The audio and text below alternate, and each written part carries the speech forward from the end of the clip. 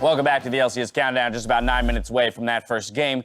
And we're going to go through some support tier lists, continuing on with the trend. This one a little tougher, I think, to evaluate at times because there are just less metrics that you can really point at. Right, it's a little harder to work with stats with them, so I think you just have to figure out what's important to you. For me, it's about roaming and playmaking with those roams and things like that, engages, because it's a lot of tank supports. It's about vision control, and it's about laning. Those are the three main things that I'm looking at least, when judging support. Do you have a difference of... Those things are in my criteria, but for the majority, it's how high are their highs? Like, what is their impact on a team fight? Are they winning it? What are their impacts on a gank? How responsible are they for setting up a team? And so I put that as my criteria, and it turns out we now have a spot the difference kind of I was card. going to say, if the two of you align on the Copy my homework, metrics, just make it look a little then different. in a lot of ways, it makes sense that you guys would identify, you know, players in similar positions. So let's work through a few of them. C9 Vulcan, who the heck is this guy?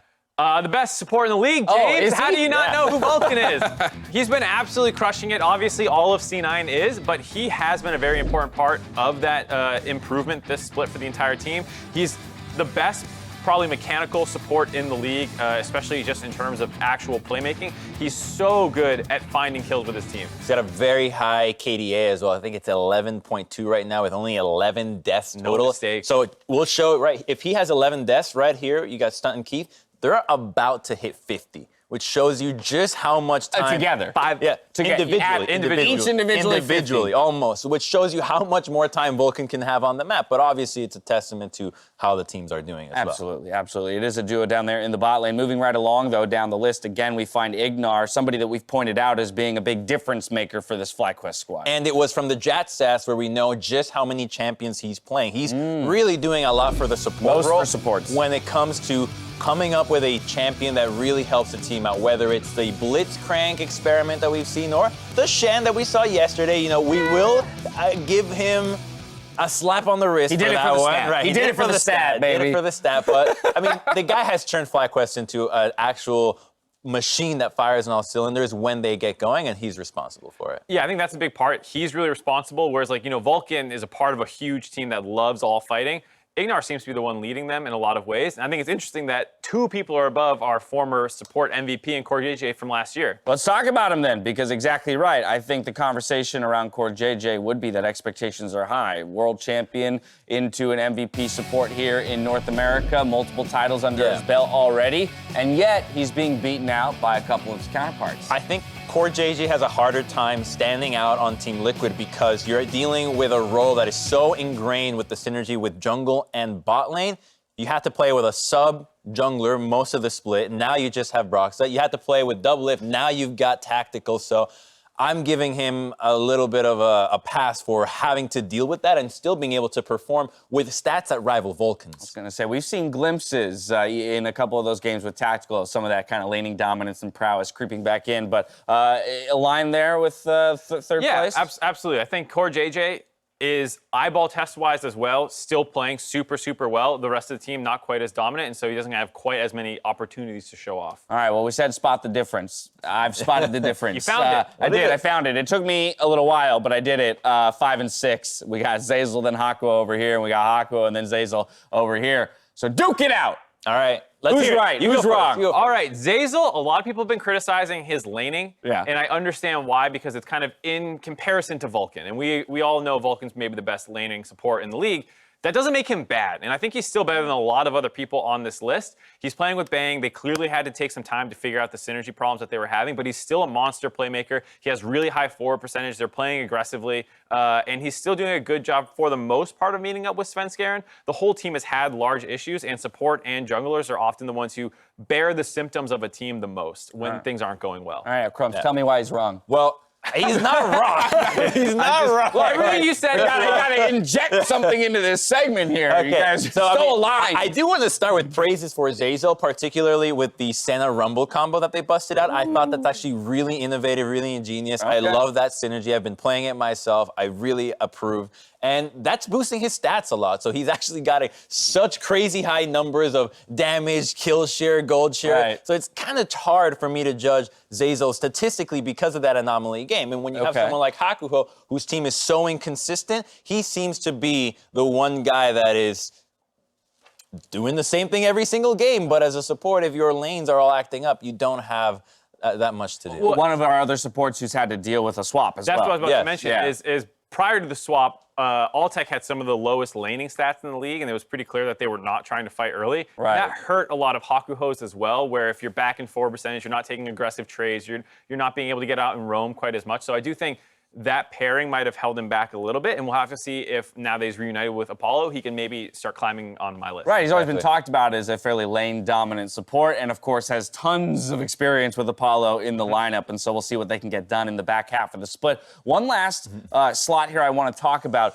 would be Keith in slot number 10 for both of you, but this in consideration with the fact that Keith has been subbed out and Huhi is coming in. So a lot of this I want to frame around the expectation for Huhi and whether or not it should be that he comes in and immediately outperforms Keith on this list, or what's going on? What do you guys think? So it's likely that he comes in and outperforms Keith. Huhi Really? has been playing decently well in the academy. He has a lot of vocal shot calling traits to him, which are going to be really useful for a team that is having a lot of isolated deaths. So Huhi might be the guy to get them all on the same page. So I have high hopes for him. And to the people that think Keith wasted his time on support or Golden Guardians didn't give him a chance, I think he'll come out as a stronger player no matter what, whether he chooses to stay as a support or a bot laner. You have a better perspective on the lane now. Huhi with FBI might not pair together as well in lane as the synergy built up with Keith, but to your point, you're hoping that you have improvements in vision score because Keith and a lot of members of Golden Guardian were leading the league in ISO deaths. Number of teams making those last-minute swaps to try and complete the push towards playoffs. We'll see if it pays off for them. After all the upsets yesterday, I'm excited to see how you two will sway when it comes to our predictions for the day. It was a tough day. It was a very tough day. Whereas we thought yesterday was going to be an easy day to call and turned out not to be, this one does seem to be a little bit tougher. We've got 2 whole differences in the predictions. Man, between the two of StatSpot's you. an idiot. I haven't 100 looked. Thieves They're on the doing top. terrible. Yeah. Immortals. 4 Crumbs, and then we got Evil Geniuses versus CLG. But with the 2 of you disagreeing on 2 games today, let's go ahead and see which game will be the subject of Sunday's weekly wager. Yes, CLG EG, the last game of the day for the LCS. Mark Zimmerman, you have Evil Geniuses, and Crumbs, you have CLG. But I have to show you what you're playing for. Okay. So I'm going to invite my friend Dan out here to show them what they are playing for. The loser of this bet will have to do the final segment with the stretched mouth device. Is it the doctors or the dentist? Something like that. I don't know where we got it. Don't worry, Can you talk? We have other ones. Can you talk? Yeah, you can talk. You'll get it out there. So, how confident are you feeling about your predictions? Please. CLG. Mark, Evil CLG beat TL and TSM, so I'm actually pretty worried. Now you're worried. But EG won yesterday, so I'm hoping they can. They beat FlyQuest. Daniel, who do you think takes it? CLG or? What? That's Did you my get dating, any of that? That's gonna be my dating profile I got picture none of right that. there. I got none of that. But that's what I'd expect. And we'll probably get nothing out of whichever analyst loses at the end of the day. Thank you so much, Daniel. I appreciate your help in this endeavor. Mark, back over to you. Sorry, I didn't want to be near that. Don't worry. We'll get you a clean That was one. a surprise. It wasn't a surprise? Yeah, you weren't expecting that today. Nope. Okay, finally, I want to hear win conditions for the first game of the day. So this is 100 Thieves Immortals, another game in which you two differed. We're going to start with you, Crumbs, 100 Thieves. All right, 100 Thieves wins by helping Ssumday do his thing. We've seen him carry on champions like Lucian. We've seen him carry on the Aatroxes. You need to help the top laner. Right now, a lot of teams are starting to realize you can win through top, like TSM did with Broken Blade. 100 Thieves, clearly the carry is in top. If they're not helping him out, I don't know what VODs they've been watching. All righty, Immortals. Pick Trundle, and then pick stable lanes that don't fall off. They don't have to be dominant matchups, but just things that will be pretty durable in lane. Win through top. Trundle and stable lanes. There you have it. That's going to do it for us at the Analyst Desk and LCS Countdown. Out to the arena to get into the games.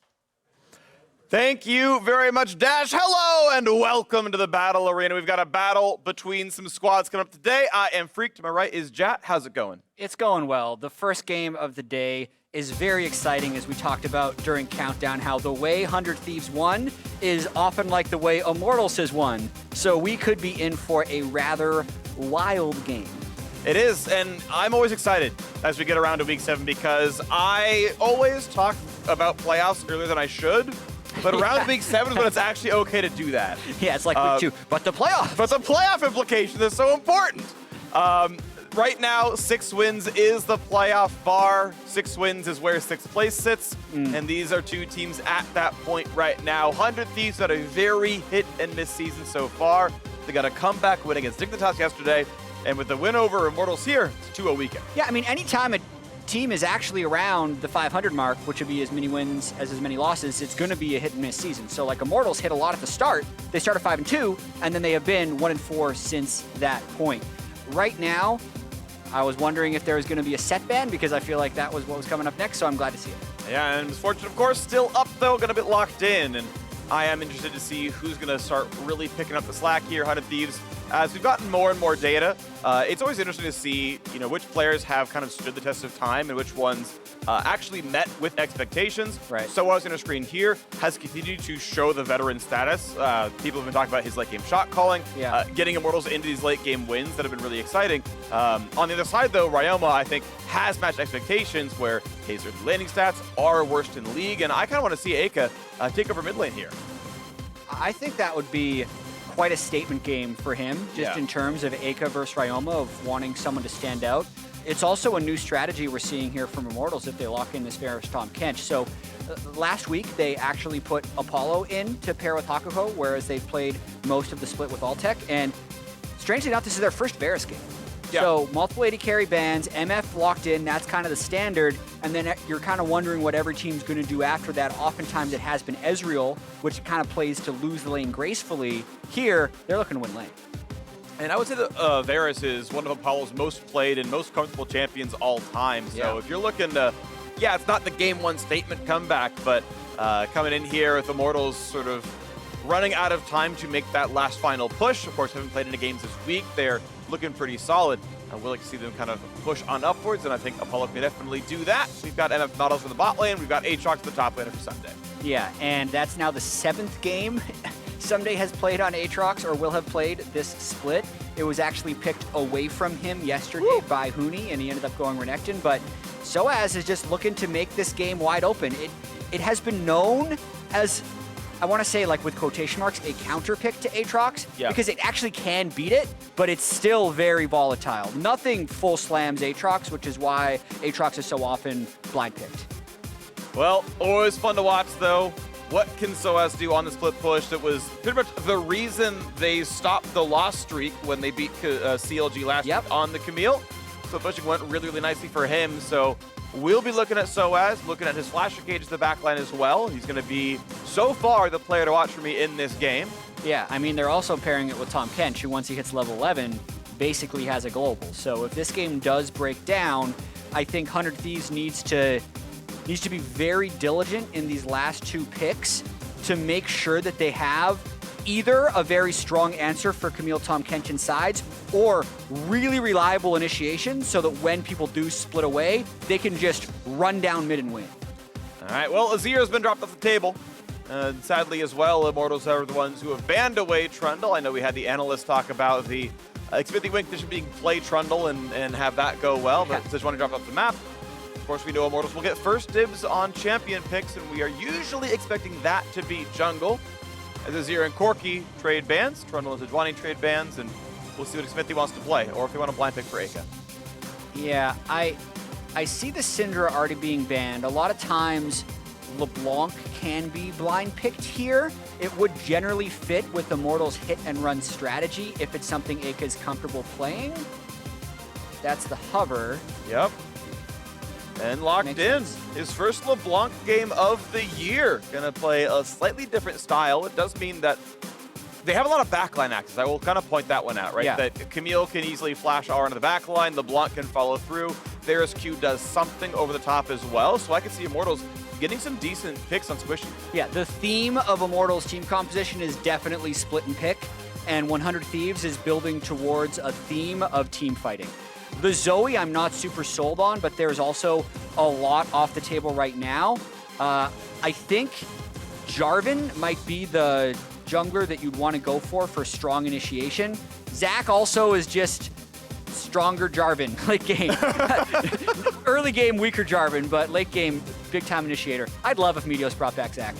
Yeah, we've seen some Zach in the top lane as well. Not that it's going to happen here. Okay. Gragas comes through instead by far, Meteos' most played 7 games. Second place is 2.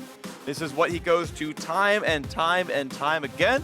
Gonna have some extra damage threat down there. MF and Aatrox, plenty physical. Gragas and Zoe, plenty of magic. But it does mean that you're relying on, you know, quasi-tank Aatrox and support Nautilus for your hard front line.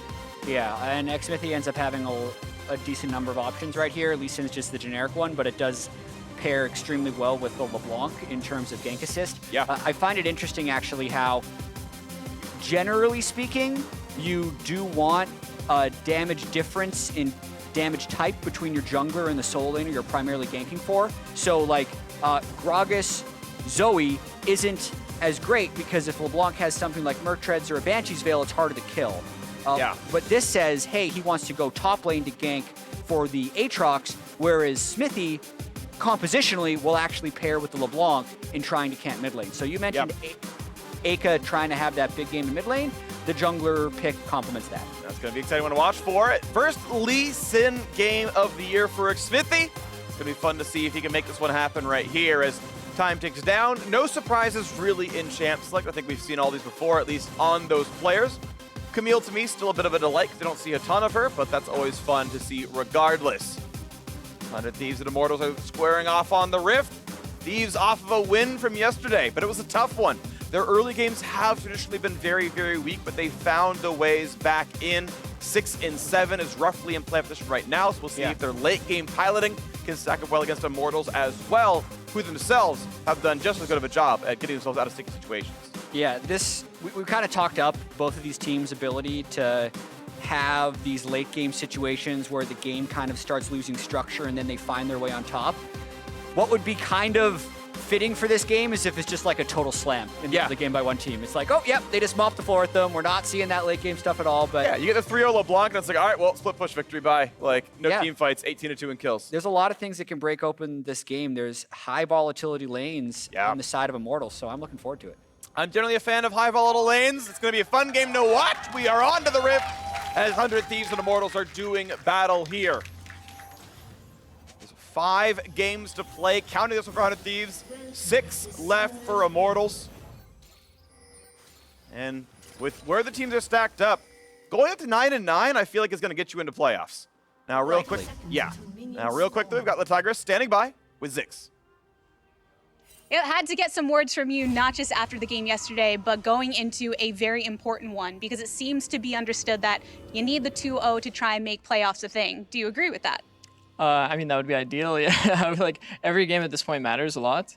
You know, with only 5 games remaining, you know, one game can always be the difference. So we're putting our best into every single game individually and just, you know, striving for the best. So with that considering there's a lot of backline dive potential from Immortals in this composition, what are you leaning on most with the 100 Thieves composition to try and go against that? Yeah, so we have like more of a comp that kind of like just holds his own well. So as long as we coordinate well around like preventing their flank, I think we should be fine in this game. Okay, hold your own on the Rift and hold your own in the standings. That's what we got over here. Let's get back to the game. Yeah, and I think to just elaborate on what Six is saying is a bit what we were saying in Champion Select, where 100 Thieves at a certain point in this game is just going to be trying to group up and hold the zones well so they can move to objectives, so they can move to a turret, so they can move to Baron, and it's going to be about containing sOAZ in most of this game. Yeah, well, he's got the first CS up in the top lane. So yeah, he's already pushing. I mean, how could you ever come back from that one? Ssumday is, you know, still safe enough as they play around their respective cooldowns. A little bit of damage goes back and forth as Eika is also fairly comfortable right now against Ryoma. Quick red to blue for Xmithie. Gragas doing blue to Gromp, so he's going to stay on the top side for a little bit longer, but we'll see when that one starts to spread onto the bottom side. Early bot lane push went in favor of 100 Thieves. This will be level 2 coming very soon. We'll see if they get any double up poke just yet. Not at level 2 you might. Always trying to look at the warding. So there was a ward placed at the Raptors. So basically, Xmithie would be a little bit suspicious that Gragas would be trying something like stealing his Raptors, but the fact that he hasn't shown as of yet, people are kind of like, I guess Gragas is full clearing blue side, and they can probably surmise it. It may be confirmed any second now when he walks over to Raptors. Yeah, now they know as he walks around, and he goes for his red buff here. So information gathered as Meteos is finishing his sides of the clear. Half a camp lead right now for Xmithie. He's taking down the Wolves.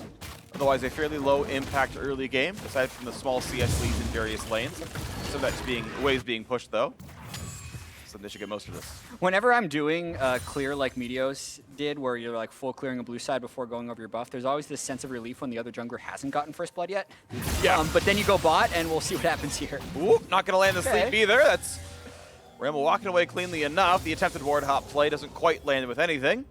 But sOAZ actually, with the early topside push, I really do enjoy things like that, where he's able to run down to the top river, start up the Scuttle Crab. We'll see if he gives it to Lee Sin or not, or if sOAZ wants the gold for himself. Usually this early, the Scuttle Crab will definitely go over to the jungler. He's really benefiting more from the bonus experience he gets from his jungle item for killing jungle camps really early on, and you don't want your jungler to have a level disadvantage this early, because that can actually just be GG. Whereas top laners being like one creep up at level 4 isn't as important. Shout out sOAZ for getting, basically leashing, I guess not twice. I don't think he leashed the red very hard for Xmithie, but leashed the Scuttle Crab to save him like 5 seconds, second him around. So, you know, if you don't gank from after that, really what are you doing, Xmithie? He leashed Scuttle for you, okay? He didn't steal it. Yeah, well, actually, Xmithie does need to go up here with the wave pushing towards him. If Ssumday wants to get this wave in and not have it frozen on him, he's got to be risky. That's what that ward is for, so immediately has to fall away, and there's a good chance this wave could actually freeze on Ssumday. Goes aggressive as his jungler is arriving, so really just both junglers pulling up, like the gravity of top lane minion waves early, doing their work here. Yeah, and every player really can expect that that brush or the area around that brush was warded. Xmithie pretty much knew he was spotted, and sOAZ would never played aggressively without Xmithie being there. And either way, like, they all had perfect information. Like, they knew the ward was there, and the ward obviously saw Xmithie. So everyone played that out pretty much optimally for the information they had. And at the end of the day, it's just going to be the wave being collected up by sOAZ. Best he can in the turret, but really decent damage here. He might go for... He's thinking about trying to kill threat. Well, the W heal might be enough. That's some nice stabs. Ssumday is not going to get max range Qs. I don't think he flashed at a turret here, but sOAZ is going to have to give up some gold. Nice play by Ssumday. Yeah, sOAZ's going to have a hard time here. That's... Oh my gosh, you can almost kill him. He's landing all these Q1s, but now Auto Ssumday! attack in the turret range! The auto attack! You're kidding me! The minions! The minions worked for Ssumday, and sOAZ couldn't quite get over the line. It looked like, we'll have to see in the replay, it looked like sOAZ canceled the Fatal Auto. We'll see it. Hopefully we can slow it down a little bit. That was so incredibly close. Every Q1 was landing for Ssumday, but sOAZ did lock him down in a turret. Man, what a close fight. Whew. I am excited about volatile lanes. You don't get that in Maokai versus Ornn. Nope. You get that in Aatrox versus Camille. I appreciate Ssumday going for it. We'll see if it was mechanical misplay or not. Now that his flash teleport is down, the gank can be even more disastrous for that lane, as Meteos just kind of sits up there to make sure that Ssumday can get this into the turret. He's already got him to half health again. Yeah. They could threaten a full dive here. This is going to go bad to worse really fast. Jat, Okay. here we go. Let's try and watch sOAZ's auto attack. So he lands the W, he knows the turret's on him, gets him, but he gets just out of turret range. And then sOAZ thought the turret was gonna kill, so he was already backing away. When he flashes in, he can't get the next auto off. It's the turret aggro dropping that threw sOAZ off. I think before his backflip Q, he missed the first auto. Like, he went for the attack reset, and I think he hit Q too early. I'm not 100% certain. Ooh. Regardless, I mean, one he thought auto it was a kill for sure. Yeah. Because he saw the turret line on him, but Ssumday just managed to get out of it before the next shot. And hey, with Conqueror on there, Ssumday healed with one of the autos as well. Like, just barely the margins were there, and that is advantage Ssumday. Obviously, nice solo kill. And a 20 CS lead. And Jat, you mentioned champ select. You know, this game could be very chaotic. What if it just snowballs? That is the kind of situation where the game can snowball out of control. I mean, another solo kill for Ssumday. I think he's already among the leaders in solo kills. A lot of people remember when he solo killed Impact 3 times in the Aatrox Gangplank matchup as the Aatrox earlier in the season. It technically was a solo kill in the top lane just now, so he's already up to 1. And look at that CS discrepancy as well as getting turret plates. I mean, how do you deal with sOAZ was one of the questions that was asked on the analyst desk before today. And one of the answers was, like, just allow Ssumday to go to work. Because then you're not overcommitting resources to Ssumday. Sometimes that's what Ssumday actually wants, is he wants you to send 3 people to him because he's so good at being slippery. But if you can make him run for his life in a 1v1, that's just the best case scenario. And now we've got a Gragas, and sOAZ can try to ult around this, gets the ulti off. It's going to be some damage coming across. One of the ults come down, knocked into the wall, but Ssumday cannot find the weak points until finally the very end. The aggro dodged well, and it's 2-0 100 Thieves. And that's the bad to worse we just talked about. Yep. They did end up sending assistance, played relatively well by 100 Thieves. sOAZ really, with no flash, had no good way of escaping, and that's already 3,500 gold to 2,100 gold. And by the way, he's still farming plates up on top side. Yeah, this is, as you mentioned, bad to worse. It's going to be the sort of subtitle of this entire game, it feels like, as Ssumday is going to be taken over here today. You know what, Freak? They're taking Rift Herald right now because they know Immortals is going over and taking the first Cloud Drake. That's okay. The first Dragon, especially when you were behind, and usually isn't that important. I'm wondering if Meteos intentionally doesn't use this Rift Top because it's too early to stop that laning phase. I feel like Ssumday wants to stay in this laning phase with sOAZ. No. Sorry. Did he pick it up? He Not picked yet. it up, right? Not yet. He didn't pick up the Not yet. Herald? Oh no. The top lane. Yeah, but it's a dive. Yeah, I mean, you can't get away from this one, really. Yeah, so Ssumday actually has some of his Qs dodged. Tell me Meteos picked up that Rift Herald. They're delaying it, you know? They're know. throwing the sOAZ phase first. Suspense. Oh, he does. And it's top lane, by the way. Okay, I disagree. I understand why you're still injecting him with more gold, but now it's like 9.5 minutes into the game, and there's not a good space for him to go. Dragon was just taken, Rift Herald was just taken. This is actually where sOAZ can start catching up in the game because he can hold the minion wave at his second tier turret. Like, freeze the CS right now, right? 86 to 50, Yep. roughly. That's a 36 lead. I bet you that's less than a 36 lead at 14 minutes. All right, we'll see. Yeah, but that's a good call, right? Let's track it 4 minutes from now. Does it remain plus or minus 35? And that's the question we're going to ask ourselves, and was it worth the cash-in? Because, again, keep in mind, right, they are cashing in. It's even more money on the Aatrox recall. He's even farther ahead, theoretically, than if the turret didn't die. But now Cody has to cancel the ulti. He's exhausted. This will be the tongue lash. Not flashed in time, so a second slow lands. Auto means a chomp, and that's going to be a Q into the face, and Hakuho and Apollo back together, get the 2-on-1 kill. Great Tahm Kench ult for the kill. You would like to see that kill go over to the Varus, but can understand it. And yeah, watch Ssumday. He's actually trying to get to minion wave, but Xmithie's here. 1v2 though. He can 1v2. It's going to be probably fine. Pulls him all the way over. The ult combo pushed him away, and Xmithie has to run from the Darken. Ssumday still going to land some skill shots, still going to get some knockups. That stun barely even hurts. So, it's one of those games. it's one of those games, chat.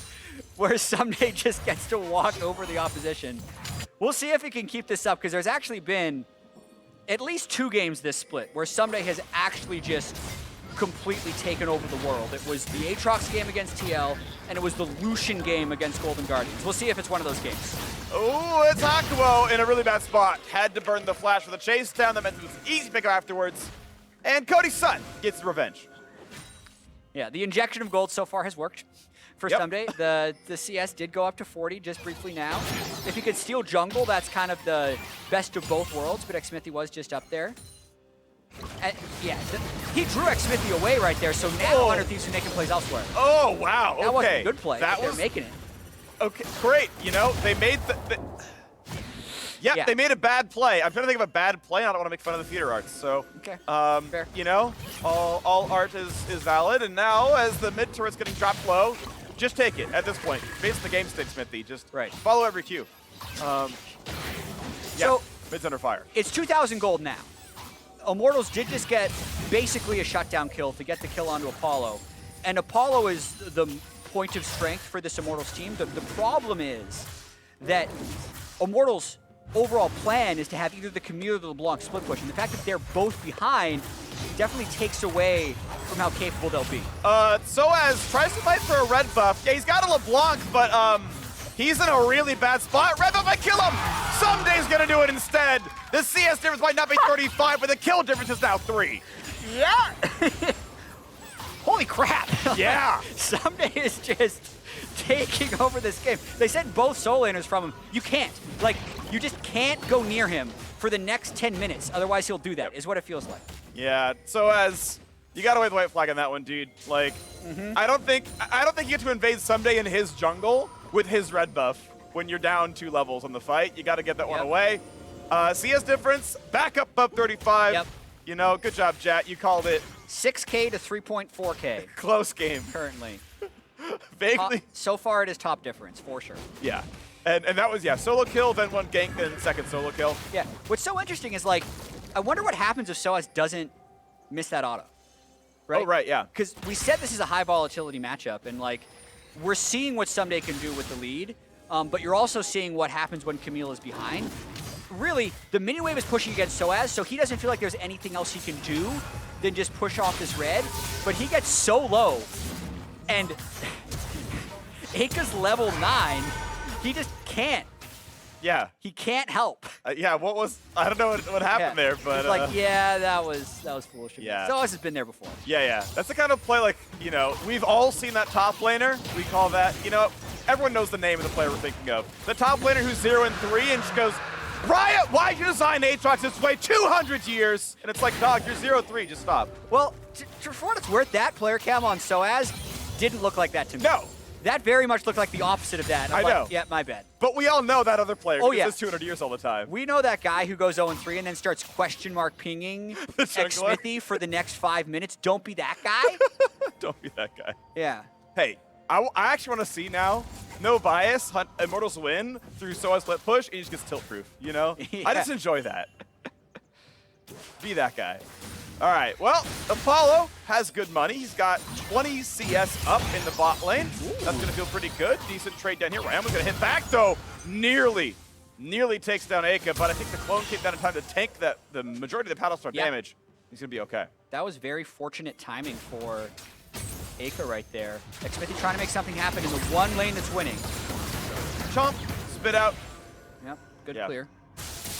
Between Guardian and that W, there's really no damage dealt, but at least the turret is going to stay safe. Ssumday wants tier 2 turret. Polish. Yeah, he's just going to finish it and then probably go Yep, just towards done. mid lane. All right.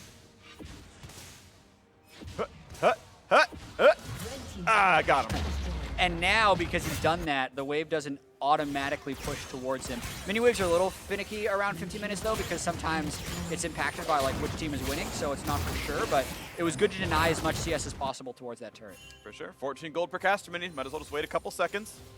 Get that one going through. This could be... sOAZ running away. Wise. Good job, sOAZ. Second Herald goes over the top side. Meteos going to be able to slam that one somewhere else. I don't expect that to go to inhib turret. That seemed quite valuable. Nice red buff steal. Xmithie with the bot lane pressure they've got. Got to point out that Immortals are not out of this game. Look, top is catastrophic. We understand that.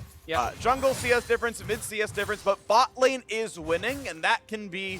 I mean, that was the Immortals play replacement, right? Is they brought Apollo in last week to try to turn their fates around. They did pick up one win over CLG. Looking for win number 2 with this lineup now. And I think they're going to rift mid right here. You can see Nautilus just reset. As soon as he gets to mid lane, I feel like we're going to see Meteos drop that Rift Herald, and they're going to collapse in it with Aatrox.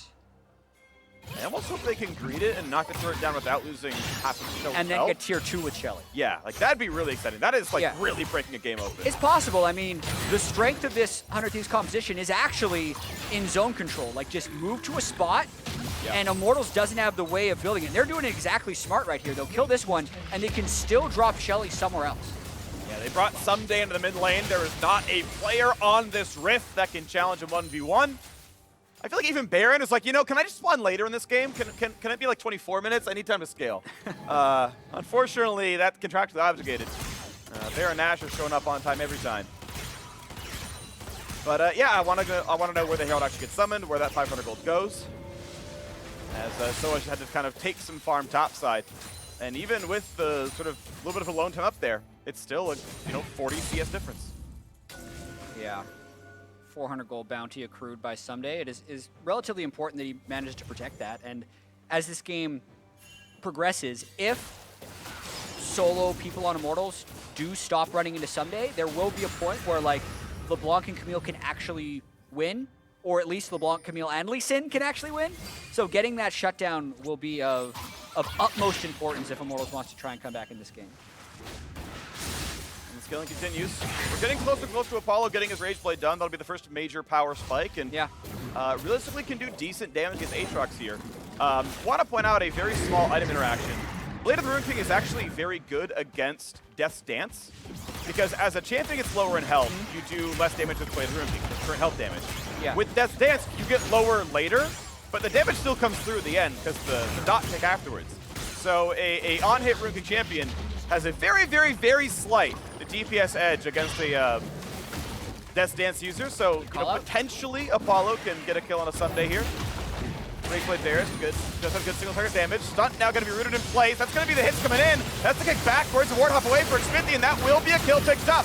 But the re-engage could be deadly. So far, though, not yet. Meteos got a bit low. A couple of individual picks. Immortals are winning everywhere but top lane, kill-wise. And it was a smart move by Immortals. They knew that the wave was bouncing back in the top lane, that Ssumday wasn't going to be there, and any time they can fight where Sumday's not there, it's probably a good fight for Immortals. It's going to be their best chance of winning. Let's see if they can do more of that. Late game shot calling, really the name of the game for Immortals, somehow getting back in games where they weren't likely to do so. Ssumday has ult, has flash. Very likely lives through anything here. And yeah, gets out from the 1v3. Shouldn't give it a land to follow up there. A quick catnap for Snorlax. Yeah, as he's just controlling that side of the jungle, 100 Thieves can go and take the Mountain Drake. That was an interesting moment where obviously Apollo's ultimate had been burned in the previous fight with Varus, but usually when a Tahm Kench lands a Q, you're like, Varus ult's coming any second. And that would have been, that's the type of thing that they're gonna have to do if they want to kill Ssumday, is like, hey, he's flexing his lead somewhere, and you just need to bring more people than he expects. Sometimes you catch him out. There's a decent amount of CC, right? Yeah. There is actually pretty good lockdown. Camille ult's really, really reliable. No one can kick her out of that, so you're kind of guaranteed the cage right there. Lee Sin can get a ward hop. LeBlanc has some chains. Varus ult's pretty good. Top guy's going to follow up. I wouldn't say he's like the catch champion in most cases, but absolutely, if you surprise Ssumday, that can be a thing picked up. Of course, that man has so much experience split pushing in the top lane, being the one who gets the resources and carrying from there, that you don't expect many mistakes from him. Yeah, and 20 minutes in, 2 Drakes for 100 Thieves. Immortals just need to wait. 4,000 gold difference is a lot of 20 minutes. It's very little at 35 minutes. The issue is going to be, we got 9 minutes until Mountain Drake will come in, or rather Mountain Soul can potentially come in for 100 Thieves. And what I see a lot of these teams that are down 5k do is they're actually the ones that are forcing on the teams that are ahead of them. If it works against Stunt, then go for it, but... He's dead to like the next Q. There's a smite. Don't do it. Yeah. You Q forward, he body slams you away, you never land the ult, you don't get the kill. That was actually like not a force by Immortals. That was just, hey, they're coming into our territory, fight them back, but don't overcommit. Because if the whole team's there, that's actually how you lose the game. Like, the way 100 Thieves loses the game before there's a 5,000 goal difference fight at 29 minutes is if they overcommit in the jungle for something, and 100 Thieves gets Baron. So, generally speaking, Immortals is very cat and mouse here, and it's actually on 100 Thieves to try and close. Like, they need to get control of the jungle, and they need to find a way to actually crash down and probably kill this mid lane turret next as a way to accelerate the game before these Drakes are spawning. 3 minutes on that Mountain Drake, 8 minutes to Soul. If 100 Thieves can keep that control the whole time, Baron is alive and terrified of what might show up in there. They fight for ward control. Looks like 100 Thieves gonna get that one. Easy bit of poke, but that was a nice anchor forward. Eika has to back away, stays alive. Ward control goes back over. That's a nice route. That could be a kill. There is no flash left, but bullet time could be dangerous as well. Stunt just doesn't go down. There's enough backup from the team. And now Ssumday's back mid lane. Eika cannot find that kill, but Apollo sure can. And that's another pickup though. Ryoma gets revenge for his support. And yet again, mid lane is pushed away. Whoa! What a play! Ryoma over the wall finds a double kill. And suddenly mid lane is in shambles. That's max flash distance from Ryoma there with the stolen flash. Another drowsy. Oh, they got Tahm Kench.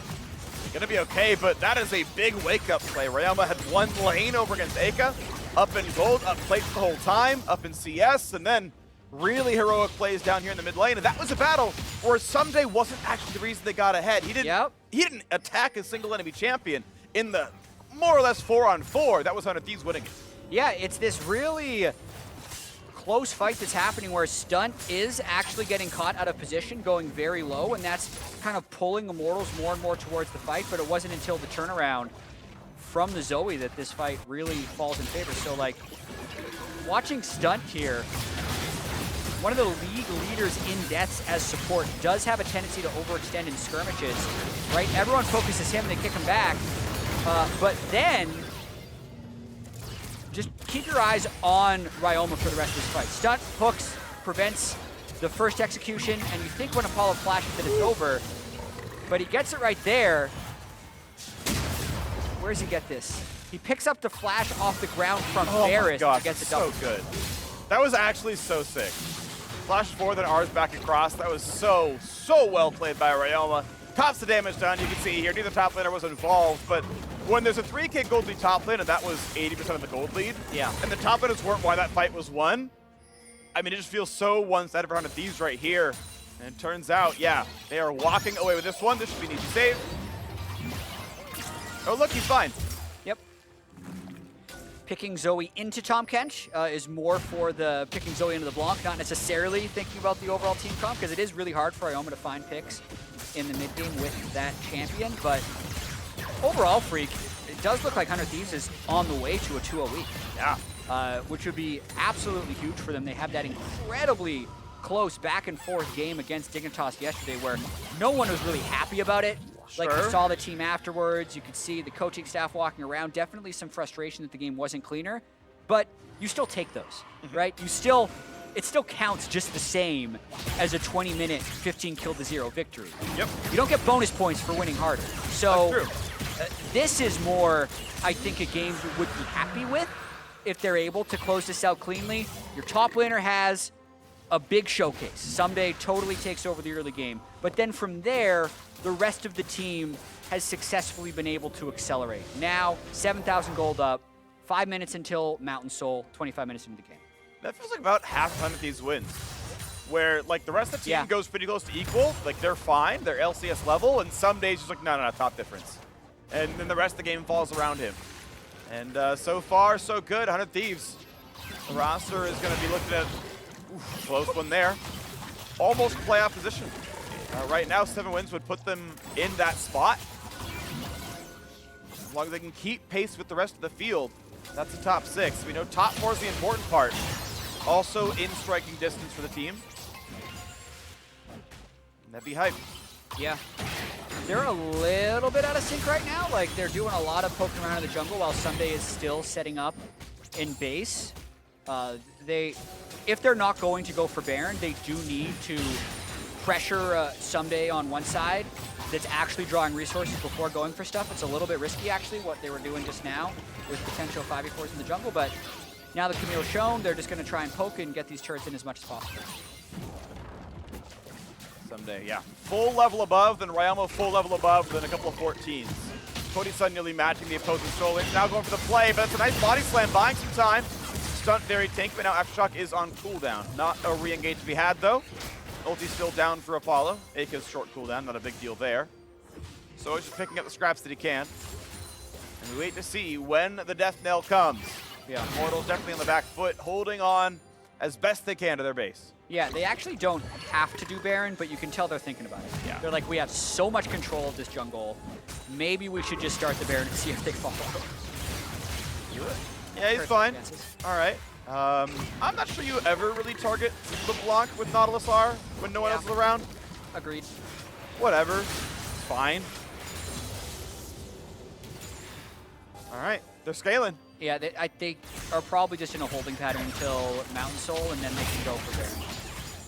Yeah, and I think Mountain Soul actually really removes a lot of the win conditions. Do you have any really interesting 2.5-minute stories? 2.5-minute stories. As I just ask you out of the blue. I used to have, hold on, wait. Okay, no, yeah. That's also a trick, is like I create a tangent only to make the game happen, to make it seem like we're not on topic. That's true.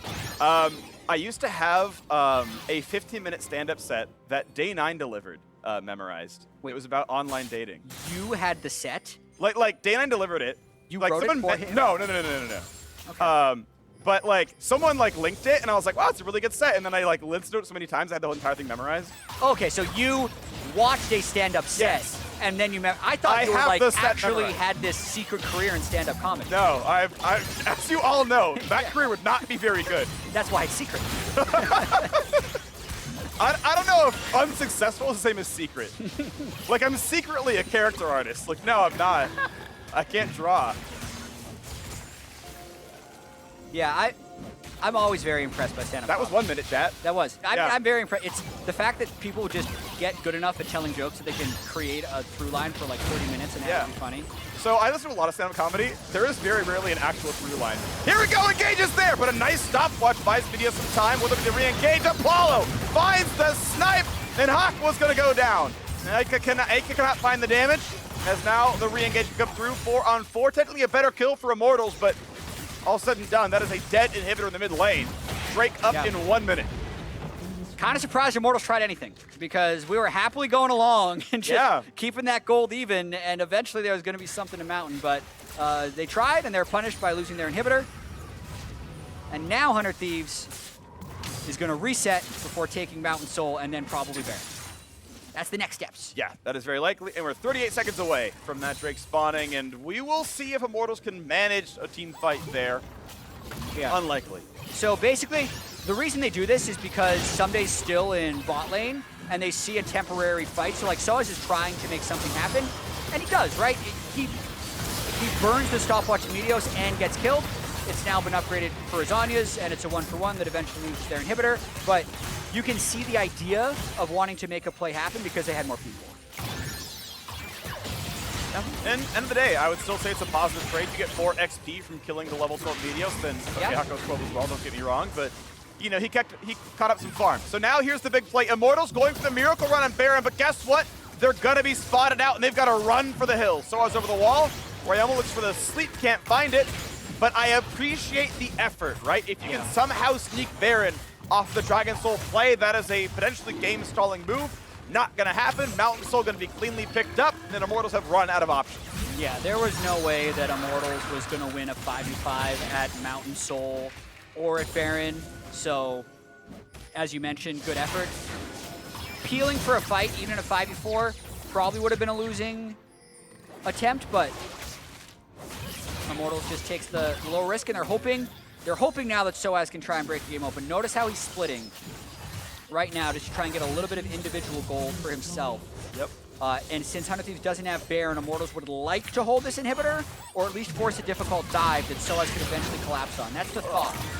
That poke means almost nothing, though. It only breaks the mountain shield. Bot and text. Inhib turret's gone. There's an engage by Ssumday. That's going to be Hakuho pulled right back in.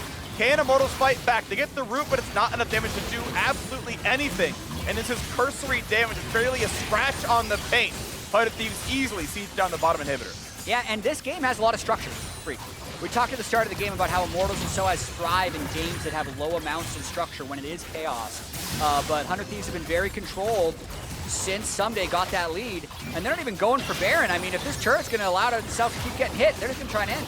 They don't need it. It's as far as they can tell, the turret's going to drop instead. One single Nexus turret is left as middle and bottom inhibitors are dead, and the next waves are pushing in right now. A quick jump away for Xmithie, but this could be the last push. Big! Paddle Star's going to land. Explosive cast in the backline. That could be the engage they need. Ssumday's in the backline. Going to pick up one in a second as well. sOAZ can only run away. Goes the stun. Not going to matter. Another double kill for Ryoma. And 100 Thieves get a 2-0 weekend. Taking down Immortals. Such an important week for 100 Thieves to succeed. And they improve from day to day. This win was so much better than their win yesterday. And from start to finish, Ssumday got that lead.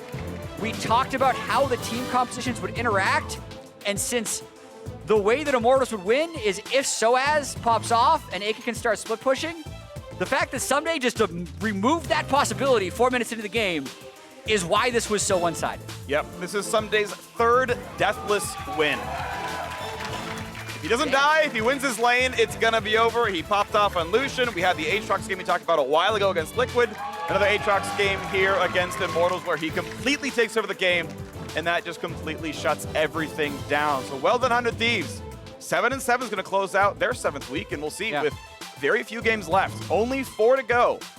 And I think we kind of know their style right now. We want Meteos on Gragas, Ssumday on Aatrox. Those are their most played in both roles. Yeah. That practice paying off in this game. We'll see if they can make it all the way to the postseason. For now, we're going to hear from LeTigris and Cody's son when we return. So make sure you stick around after the break.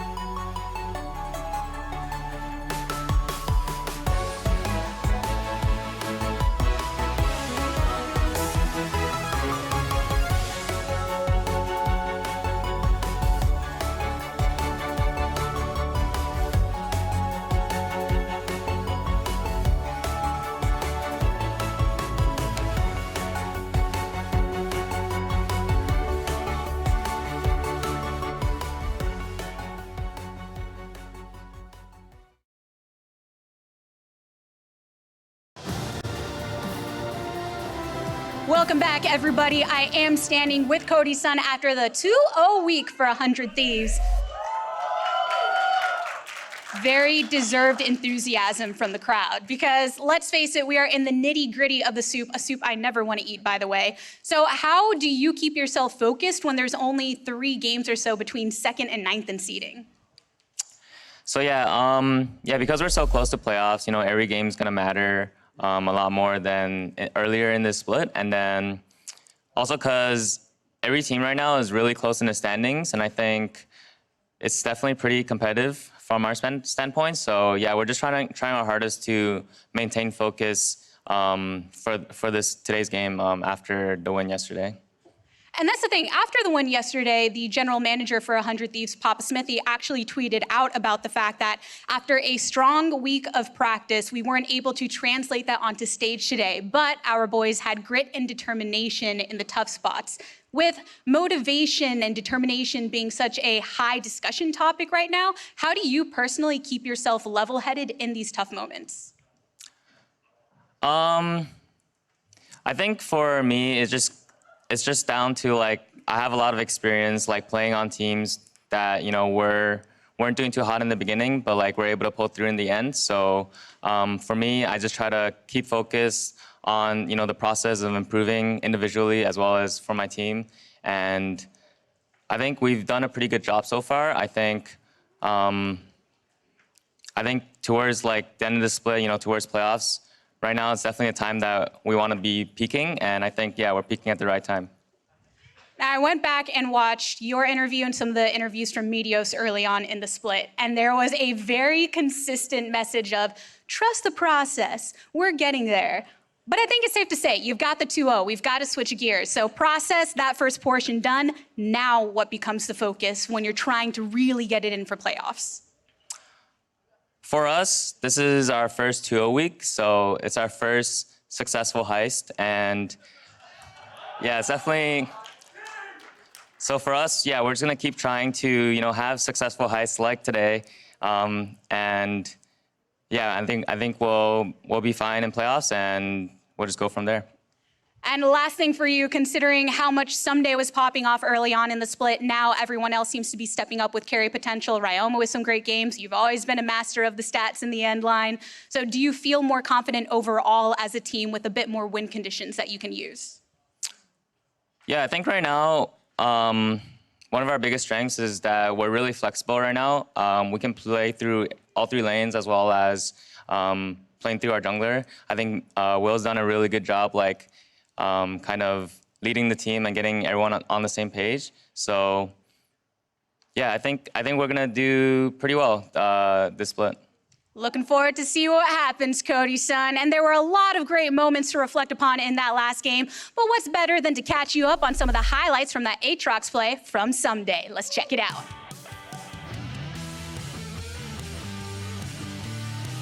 Oh my gosh, you can almost kill him. He's landing all these Q1s, but Oh, the now stun! And the turret range! The auto attack! You're kidding me! The minions work for Ssumday! Can try to ult around this, gets the ulti off. It's going to be some damage coming across. One of the ults come down, knocked into the wall, but Ssumday cannot find the weak points till finally the very end. sOAZ tries to fight for a red buff. Yeah, he's got a LeBlanc, but he's in a really bad spot. Red buff, I kill him! Ssumday's going to do it instead.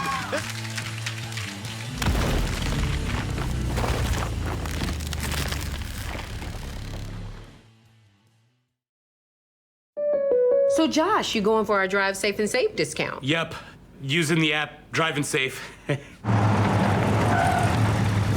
wanna go? You wanna go, bro? Hey, do not mess with my discount. Woo! You can save up to 30%. Let's go! Nice to meet you. Go get him, Tiger. Woo! Sounds like you've got this. Yeah, definitely. Get a discount up to 30% with Drive Safe and Save from State Farm.